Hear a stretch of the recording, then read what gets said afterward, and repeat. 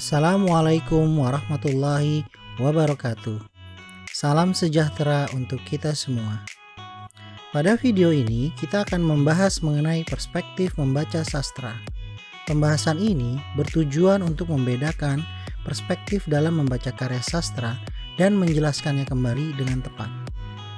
Pengetahuan mengenai perspektif membaca karya sastra dalam bidang penelitian sastra amatlah penting. Karena untuk melakukan proses penelitian, terlebih dahulu harus dapat menentukan perspektif apa yang menjadi landasan dalam memandang karya sebagai objek penelitian. Perspektif dalam mengkaji karya sastra mempengaruhi pemaknaan terhadap karya sastra. Karena itu, kedalaman makna terhadap sebuah karya sastra bisa jadi terletak kepada kekayaan perspektif yang muncul dikala mengkaji karya sastra tersebut.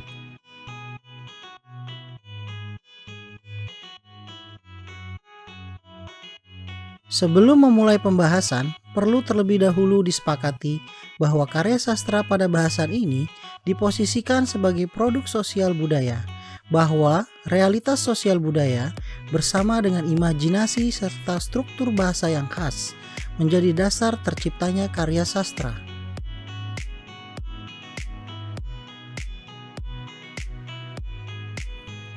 Karya sastra sebagai sebuah produk sosial budaya yang dapat berperan menjadi konstruksi realitas, representasi realitas, reproduksi realitas, dan refleksi realitas yang ada di masyarakat.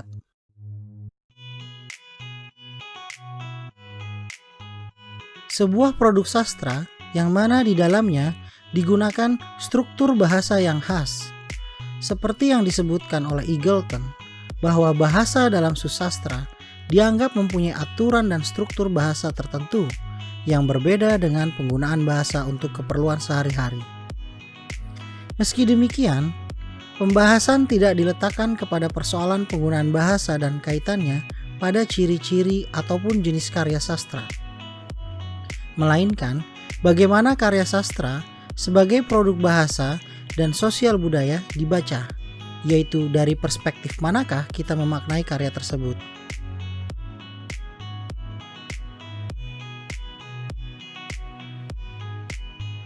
Bahasa dalam karya sastra terkadang dapat sangat gramatikal ataupun retorikal.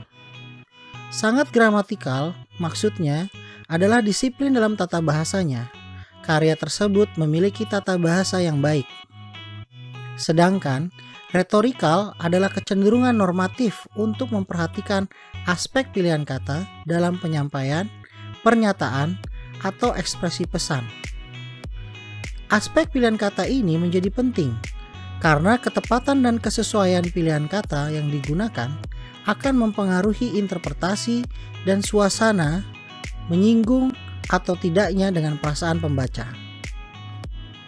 Bahkan, terkadang aspek retorikal ini menjadi sistem normatif bahasa yang baik dan indah, yang kemudian cenderung membuat bahasa dalam karya sastra menjadi acuan apa yang disebut beradab dan berseni tinggi dalam berbahasa. Pandangan ini memperlihatkan bahwa karya sastra setidaknya melibatkan 3 unsur, yaitu aspek tekstualnya, faktor-faktor intrinsik seperti struktur bahasa gramatikal, sudut pengarang, yaitu pilihan retorika, dan konteks latar, yaitu situasi kesesuaian retoris dari karya sastra tersebut ditempatkan atau dibaca. Berdasarkan pendapat ini, maka setidaknya ada 3 perspektif yang dapat digunakan saat mengkaji karya sastra.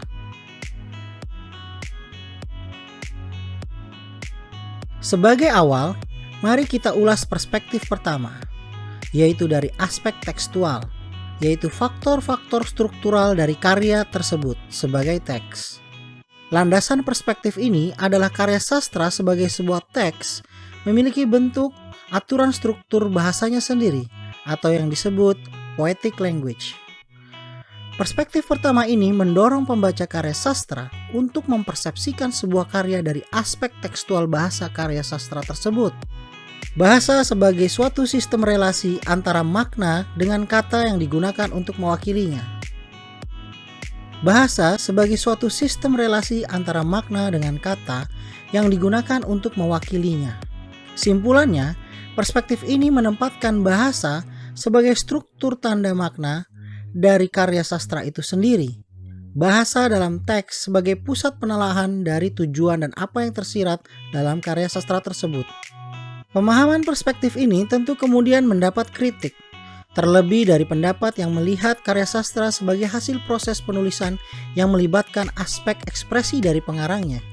Sehingga bahasa yang digunakan dalam karya sastra dianggap tidak seharusnya lepas dari subjektivitas pengarangnya dalam melihat lingkungannya. Thieu menyebutnya licentia potarum atau hak istimewa pengarang. Pendapat inilah yang kemudian melandasi perspektif kedua membaca karya sastra, yaitu perspektif pengarang.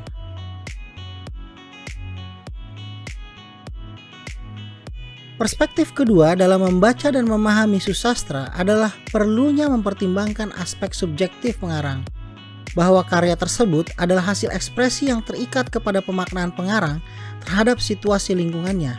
Bahasa dalam teks susastra tidak berdiri otonom, ia dipengaruhi oleh wawasan dan pengalaman pengarang, termasuk faktor ideologi sosial, status sosial kultur, dan ekonomi dari pengarang.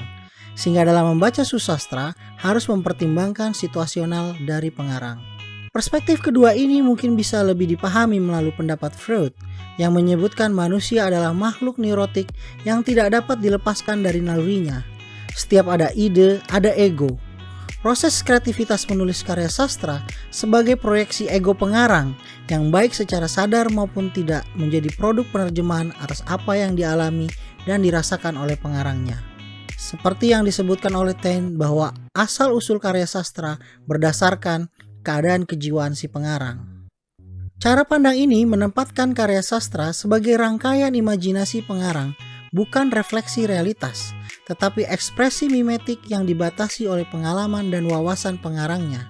Oleh sebab itu, pemaknaan susastra pada perspektif kedua ini terbatas pada kesesuaian lingkup situasional pengarangnya. Pemaknaan susastra terikat dengan persepsi pengarang sehingga membaca karya sastra diperlukan pula pengetahuan mengenai siapa dan latar belakang pengarangnya.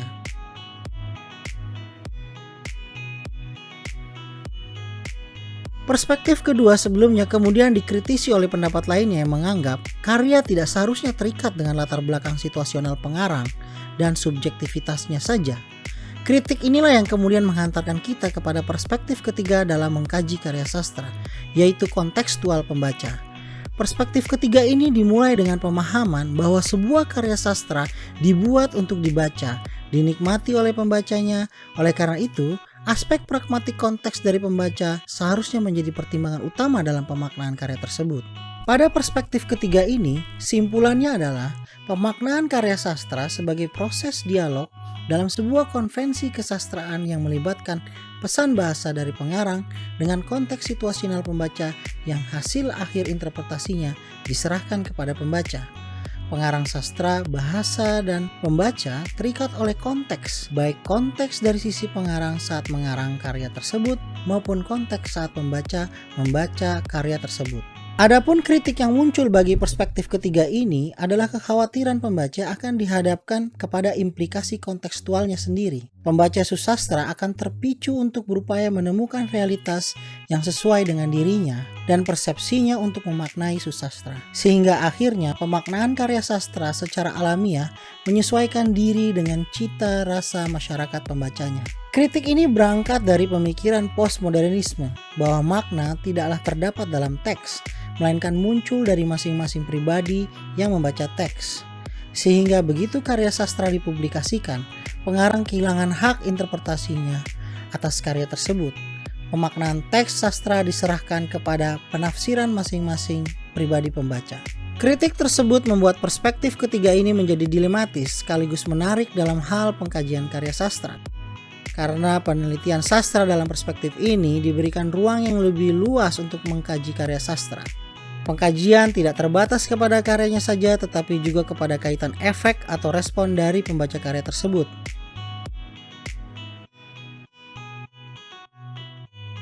Sebagai akhir bahasan, perlu dipahami bahwa uraian tiga perspektif, yaitu perspektif tekstual, perspektif pengarang, dan perspektif kontekstual, pengkajian karya sastra ini adalah bersifat terbuka. Tepat atau tidak dan kesesuaian penggunaan perspektif dalam proses pengkajian tentunya kembali kepada pemahaman masing-masing pengkaji karya sastra atau peneliti karya sastra itu sendiri. Sekian untuk pembahasan mengenai perspektif membaca sastra dalam lingkup penelitian sastra. Semoga bermanfaat. Terima kasih dan sampai jumpa. Wassalamualaikum warahmatullahi wabarakatuh.